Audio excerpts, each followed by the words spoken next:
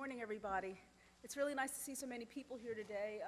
I'm happy today to share with you my road to where I am now, and as you can see at the bottom of the slide, I'm both the Dean of the Graduate School and I have an appointment in Biochemistry and Molecular Biology. So I'm still a functioning scientist as well. And there are a couple take-home messages I want to give you at the beginning. What you're going to see as I tell my story is that my road is a very twisted and curvy one. It took me a long time to get to where I am now. It took me a long time to realize that this is where I wanted to be. But I hope you'll realize as I go through my talk today that the roads we choose as our careers are sometimes not on the map that we initially chart out. That 5-year plan doesn't always work. In fact, I would throw the 5-year plan away, quite frankly. Roads are not always straight. They don't always take you directly where you want to go. Sometimes you have to take a few detours, and detours aren't necessarily a bad thing. Roads are not always smooth. What looks like a simple path may turn out to be a very bumpy path, and so resilience and grit become incredibly important. Roads lead someplace, but often they lead to multiple places. And so where you may think you have a single destination, you may actually end up going in multiple directions. And so your goal is to, first of all, identify what your ultimate career goal is. Secondly, define the road that you think is going to take you there and be ready for those twists and turns. And the long story short is, despite the twists and turns, don't give up until you actually reach your destination. And recognize, of course, that your destination may change over time as well. So when it comes to those changing roles, again, it becomes important to be resilient and to have some grit and to kind of know where you want to go and not to give up. So it's important that you know your options. We'll talk about a tool that can help you to know your options at the end of my talk. It's important that you know yourself. The tool that I'll introduce you to will help you to do that. It helped me. Mentoring is going to be a huge part of what I have to say today because my mentors made an enormous difference in my life. And all the way through, you want to develop transferable skills and be open to new ideas, new skills, and new roads. And, you know, long story short, you guys are very, very young. Trust me, we cannot even imagine the career paths that are going to be open to you by the time you get to the end of your career. We couldn't have imagined some of the paths that people in my generation have taken. So again, the idea of having transferable skills and being open to new ideas and new skills becomes incredibly important as you work your way through your career. So let me tell you a little bit about my road. I was born in Elizabeth, New Jersey. That's me. I was an incredibly cute baby, as you can see. And then I grew up to be less cute, but I graduated from Rutgers in 1983 with a BS in chemistry. And at that time, I wasn't 100% sure what I wanted to do. The one thing I knew was that I wanted to go to graduate school because I'd had this degree in chemistry, and I knew I wanted to shift toward a more biological setting. I knew I wanted to do research. I kind of thought I wanted to do research in an academic setting. And so I enrolled at Johns Hopkins in 1983 and ultimately got a PhD in molecular biology and genetics. We know now that what we did back then wasn't really molecular, but we called it molecular at that time. So in terms of relevant experiences, these are all, I'm sure, very familiar to you. I think what really drove me into all this and kept me going was the fact that I had technical skills that I'd learned in those kind of basic courses that you take as an undergrad. Because I'd had my research experience, I built on those technical skills, and I had some critical thinking skills as well. I was starting to be able to develop hypotheses. And really importantly for me, I did a summer research in industry, and I found out, you know what? I don't want to be in an industrial setting. There's no way I want to do that. And so I had an exposure to a non-academic career path, and it turns out that that just wasn't for me. It might be for you, it wasn't for me. All the way through this, I had outstanding mentors who helped me to process all this information, and in large part, that's what helped me to make the decisions I did. So a little more about me. Okay, here's beautiful me in graduate school. I finished graduate school, I went out to UCSD and did a postdoc with Ed Dennis. San Diego's a great place to do science.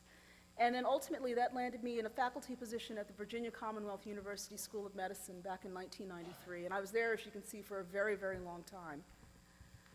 And so the relevant experience there, obviously my graduate training was incredibly important. And importantly, when you talk about transferable skills, my graduate training allowed me to develop skills in a variety of disciplines, including molecular biology, cell biology, biochemistry, and even biophysics. And so I had a pretty strong toolkit when it came time for me to apply for my postdocs. I took every opportunity I could to do poster presentations and eventually oral presentations at national meetings. I gave guest lectures in courses at Johns Hopkins, and that kind of got me going on the academic career path.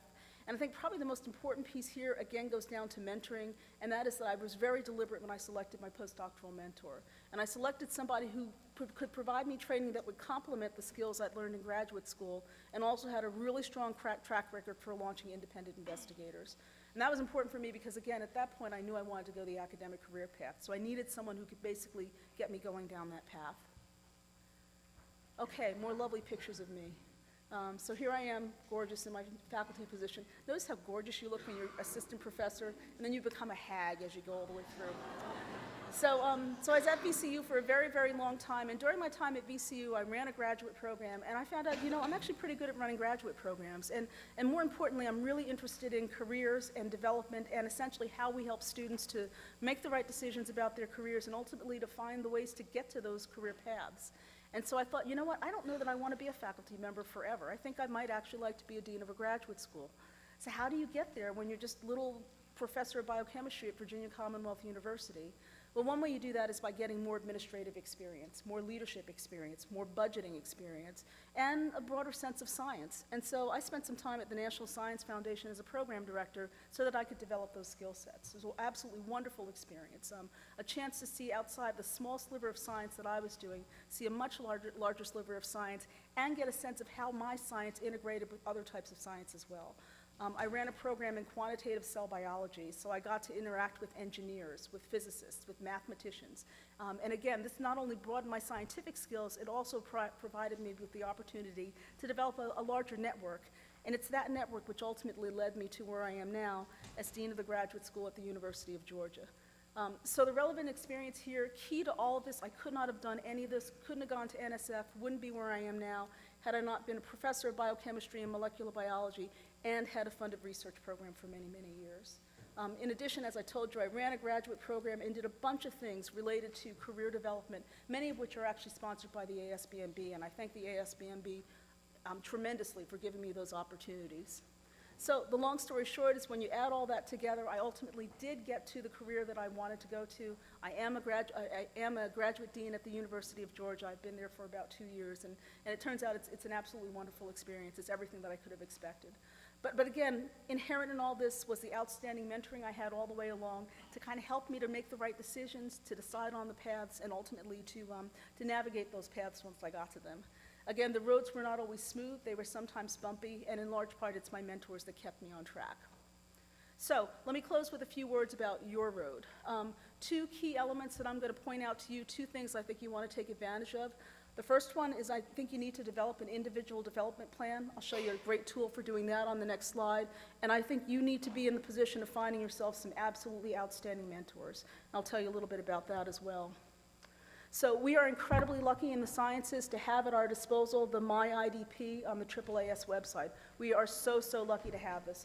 Now that I'm a graduate dean and I see students in other disciplines, I can tell you the people in the arts and humanities are crying to have a tool like this. So I encourage you, as soon as you can, if you haven't done it already, log into MyIDP and use this tool. This tool will help you to assess your interests, your skill sets, and your values. It'll then integrate that information and provide you with a sense of career paths that are consistent with your interests, skill sets, and values. And then it'll also provide you with the opportunity to develop some strategies, some approaches to get to the career path of your choice. Incredibly important tool. Please, please use it. We are so lucky to have it. And then when it comes to mentors, recognize that you are likely going to need a mentoring team, and also recognize that mentors come in all shapes, sizes, ages, colors, you name it. And so mentors are all around you. Long story short, you're probably going to want a role model, someone who's actually in the career path that you want to go into. You'll clearly need what we call a traditional mentor. That's typically an advisor who has a stake in your success.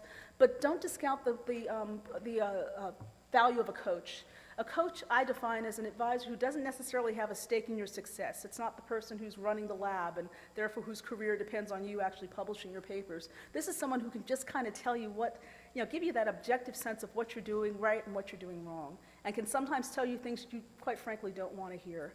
And if you integrate all this together and have a mentoring team, then I think you'll be successful in choosing your career path. So, this is way too long. Have you wondered where your road will lead you? I knew it was going to be cheesy. That's an old song from the 1970s by a group called Sea Wind, and I'll just quote it. The quote is, have you wondered where your road will lead you, maybe to a bright day of sunshine or a starry night in heaven, but it might be you're afraid to go, but you have to follow your road or you'll never know. And so that's all I have to say, and I hope you have a good day today.